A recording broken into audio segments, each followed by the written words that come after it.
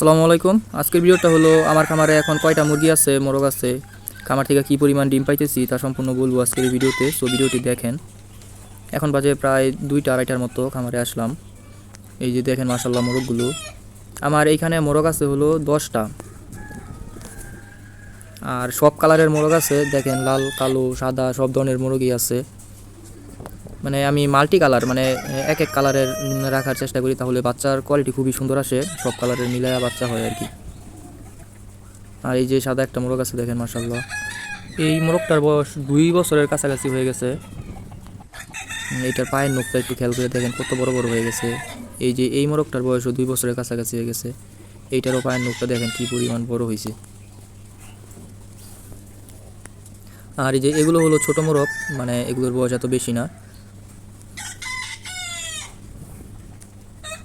আর এই যে এগুলো একদম ছোট, এগুলো মানে বড় করতেছি আর কি। এখানে 4টা-5টা মুরগি আছে, মোরগ আছে।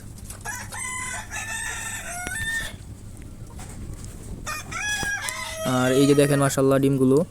এইখানে 2 দিনের ডিম, কালকে আর আজকে যে দুপুর পর্যন্ত যে কয়টা ডিম পারছে।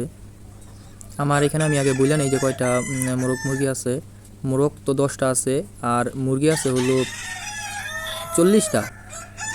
আর এই যে এইখানে যে মুরগিগুলো আছে এগুলো হলো একদম প্রথম যে প্যারেন্টসগুলো আছে ওইগুলো।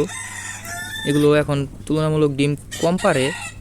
এইখানে প্রথম 38টা ছিল, 38টা থেকে অনেকগুলো মুরগি কমাই ফেলছি, এখন আছে হলো 20টার মতো। দেখেন মাশাআল্লাহ। আর এই যে এই 4টা মুরগিও আগের বয়স্ক মুরগি। আমি নতুন একটা প্যারেন্টস করতেছি, ওই প্যারেন্টসটা যদি হয়ে যায় ডিমে আইসা পড়ে, তখন এই মুরগিগুলো সবগুলোই খামার থেকে সরাই ফেলবো আর কি। আর এগুলো হলো পরে করছিলাম প্যারেন্টস, এগুলো মোটামুটি মাশাআল্লাহ ভালো ডিম পারতেছে।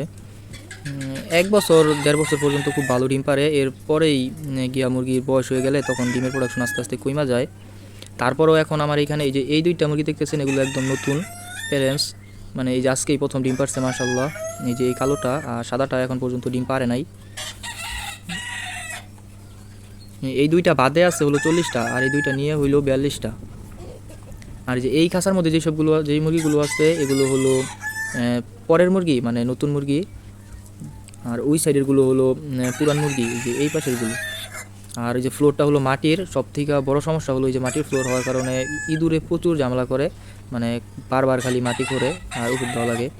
আর এই যে এই 2টা মুরগি ডিম পারে না, এগুলো দেখেন মাশাআল্লাহ কত বড় বড় হয়ে গেছে। এগুলো মনে হয় ভিতরে চর্বি হয়ে গেছে, এই কারণে ডিম পারে না। আর এই যে এই মুরগিটাও ডিম কম পারে। আস্তে আস্তে যেসব মুরগিগুলো ডিম কম পারে বা 2-3টা করে ডিম পাড়া কুচি হয়ে যায়, ওইসব মুরগিগুলো সরাই ফেলবো। আর এখন তো আমার এখানে সব মিলাইয়া 40টার মতো মুরগি আছে। তারপরও আমি প্রতিদিন প্রায় 40% 50%-এর মতো ডিম পাইতেছি মাশাআল্লাহ। ডিমের প্রোডাকশন মোটামুটি ভালো আছে। আগের যেগুলো বয়স্ক আছে এগুলো একটু কম ডিম পারে, পরেরগুলো একটু বেশি ডিম পারে, এই কারণে ঠিক আছে। ফার্স্ট ভিডিওটি পর্যন্ত।